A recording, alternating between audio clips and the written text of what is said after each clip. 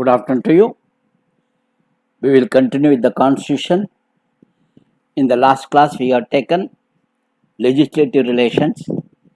We have seen territorial jurisdiction, and we have also seen partly subject jurisdiction. That is the three lists: list 1, list 2, list 3. Union list with 100 subjects, and state list with 61 subjects, and what is known as concurrent list with 52 subjects. We have seen 5 subjects have been transferred from state list to concurrent list through 42nd Amendment Act 1976. And we have also seen about the concurrent subjects that where there is a clash between the union law and the state law, union law will prevail over the state law unless the state law has been reserved for consideration by President and President has given the consent.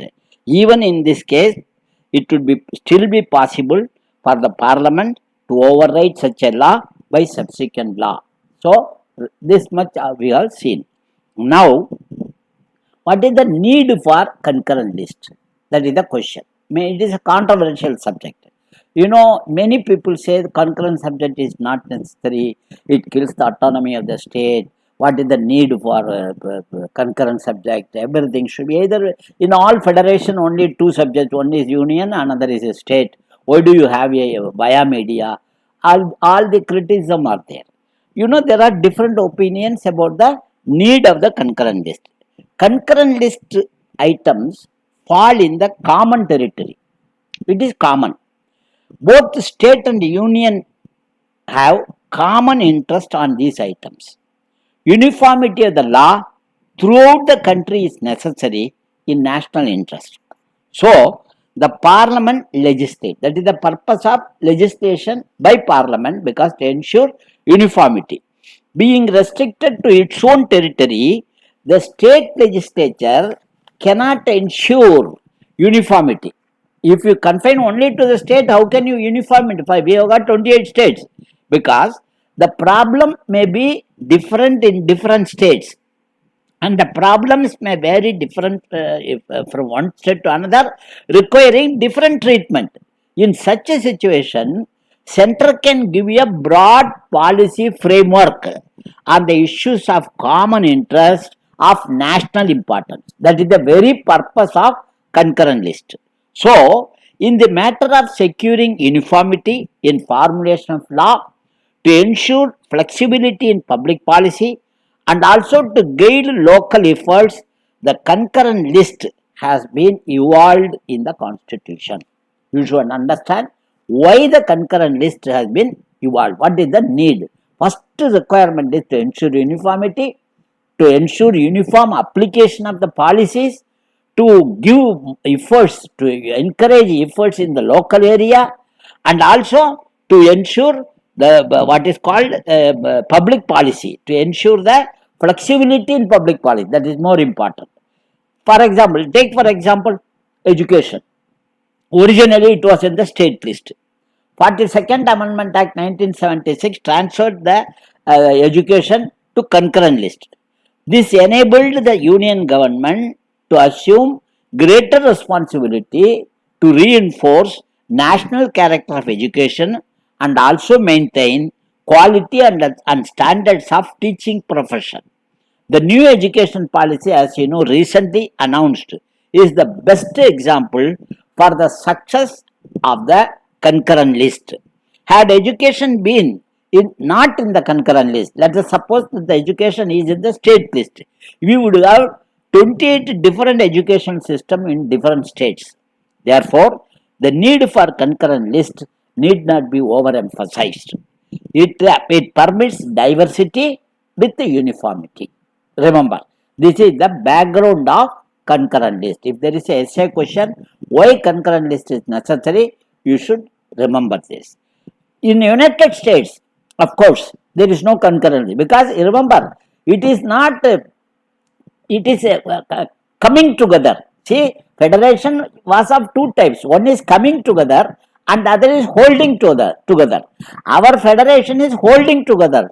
We were all the 562 states separate. We held them together and we redivided the powers. Whereas In the USA, 50 states, they came together. They came and they surrendered their rights, certain portion of their rights, that is, which are national interest. That is called federal rights. Rest of the rights, they had it. So they did not surrender. So whatever rights they have not surrendered were with them. The same thing cannot happen in India, because these 562 states were not independent before our independence. So keeping this in view, we are talking, our federation is holding together, not coming together. Remember. So in US Constitution, except the federal powers of the federal government, rest of the powers are with the states. Australian Constitution also followed American model. We followed Canadian model. Government of India Act 1935 had the same distribution system, but residuaries powers were not with the Union but with the Governor General. That is the only difference in Government of India Act 1935. Remember.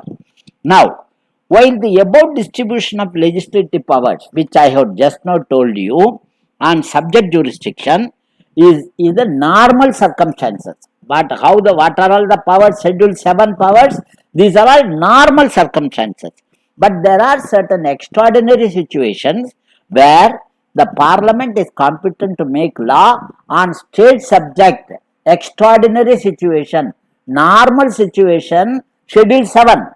Schedule 7, List 1, List 2, List 3, 100, 61, 52, respectively. This is the normal circumstances, the powers of legislation by the union and the states. Both union subject, state subject and concurrent subject, which I have already explained to you. Now, there are certain extraordinary situations where the central government, that is the union parliament, is competent to make law on the state subject. What are those circumstances? Number one, first, under Article 248 of the Constitution, Parliament has the powers to make law on the residuary subjects. On the residuary subjects. What is the article number? 248. What do you mean by residuary? Which is the subject which is not found either in the union list or in the state list or in the concurrent list. Who will decide the residuary subject, whether the particular subject is residuary or not? Judiciary. Who is competent to make law on the residuary subject? Parliament. Which article has given this? Article 248. So this is number one. Number two, under Article 246, Parliament can make law on all subjects, including state subjects, in respect of union territories. Underline 246, union territories. Why? Because the powers are divided only between the union and the state. In the 7th schedule, there is no role for union territories. Then who will make law for the union territories? Under Article 246, Parliament alone can make law in respect of all subjects, including state subjects, in respect of union territories. Number two. Number three, under Article 252, remember, under Article 252, if the legislatures of two or more states pass a resolution to the effect that it is desirable to have a law passed by the Parliament on a state subject, then it is lawful for the Parliament to make a law on the said subject. The other states, if they are keen, can also adopt such laws. Very important. Article 252, potential question. Because these are all, nobody knows. Many of the people, many of the candidates do not know Article 252. Fourthly, under Article 250, remember, under Article 250, when national emergency, under Article 352, remember, national emergency 352, the powers given in 250. So, under Article 250, when national emergency under Article 352 is in vogue, Parliament gets the powers to make law on all subjects, including state subjects. Please understand that the state legislatures can also make law on the state subjects. So, in other words, Union Parliament gets concurrent powers. Not that the Schedule 7 is suspended. No, Schedule 7 remains. Parliament also gets. Every subject becomes the concurrent subject. State subject, concurrent subject, all become concurrent subject. So, Union Parliament can also make law on the state subject, and state government, all state legislature can also make law on the state subject. This is which article? Article 250. And when Article 352 national emergency is on. Then, fifthly, when the president rule is in force in the state under Article 356, Parliament can make law on any state subjects, of course, only with reference to that state which is under president rule. So, when a president rule under Article 356 is in vogue in any of the state, the Parliament can make law on any subjects, including state subject, of course, only with reference to that state which is under president rule. This is fifth. What is the sixth one? Under Article 249 of the Constitution, Rajya Sabha can pass a resolution by 2/3 of the majority of members present and voting, authorize the Parliament to make a law on any state subject in national interest. On the basis of the resolution, Parliament can make law on the said state subject. Please note, important, please note that the said resolution is valid only for 1 year and can be renewed annually. It is also, you should note, that this is the exclusive privilege of Rajya Sabha. This is the exclusive privilege of the Rajya Sabha in addition to Article 312. Exclusive privilege of the Rajya Sabha, and the majority is 2/3 majority of the members present and voting. Don't say special majority. 2/3 of the majority of the members present and voting. Then comes seventh. What is seventh?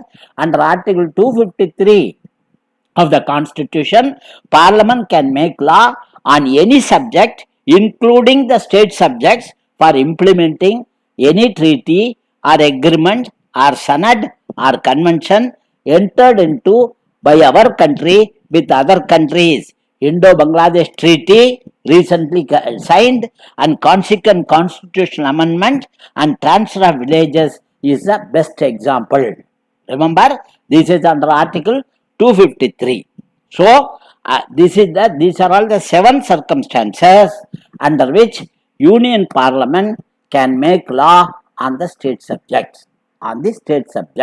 These are all the 7 circumstances which are very important. Now, in addition to the above, the Union Executive exercises the control over state legislation in some manner, because in addition to these things, the control of Union Executive over state legislations are also given in the Constitution. What are those?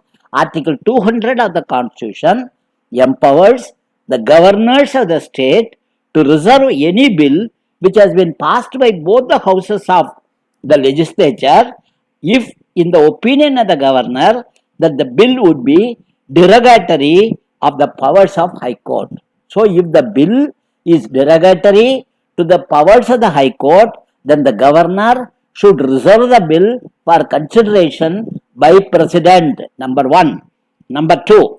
Under this provision, governor has the discretion to reserve any bill which is against public interest, number 1, or which involves national importance, number 2, or which is in conflict with the union law, number 3, or which is in conflict with the union policy, number 4, or which is opposed to directive principles of state policy. So, these are all the 5 occasions where the governor can use his discretion to reserve the bill which has been passed by the state legislature. In addition, Article 31(3), the clause 3 of Article 31 provides that a state law providing for compulsory acquisition of private property shall have no effect unless it has received consent of the President. Very important. That is Article 31.3. That is 31 within bracket 3. Class 3 of Article 31. However, Article 31, Class 3 provides that a state law providing for compulsory acquisition of private property will have no effect unless it has been consented by President.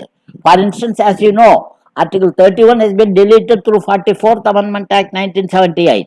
Nevertheless, there is Article 31A, which grants immunity to the law providing for agrarian reforms. This immunity of Article 31A will not be available to a state law for being included in Schedule 9 unless it is assented to by President. Secondly, under Article 288 authorizes the state to impose tax on water or electricity, and such a law cannot be valid unless it is assented to by President. So 288. Then similarly, Article 304 authorizes the state legislature to impose restriction on freedom of trade, commerce, and intercourse within the state in public interest. However, such a law cannot be introduced in the state legislature without the recommendation of President. Thus, the legislative competence of the state has been curtailed to the largest extent by the Constitution itself. So, Article 200, which are derogatory to the High Court, powers of the High Court, number 1, which is against public interest, which involves national importance, which is in conflict with the union policy, which is in conflict with the union law, which is opposed to direct principles of state policy, and any law which is included in the Schedule 9, you have to take the concurrence of the consent of the President. Similarly, 288 authorizes the state to impose tax on water and electricity, and such a law will not be valid unless it is assented to by the President. Similarly, Article 304 which authorizes the state legislature to impose restriction on freedom of trade, business, trade, commerce, and intercourse within the state in public interest. However, such a law cannot be introduced in the legislature without the prior recommendation of the President of India. So, this is the legislative relations of center and state.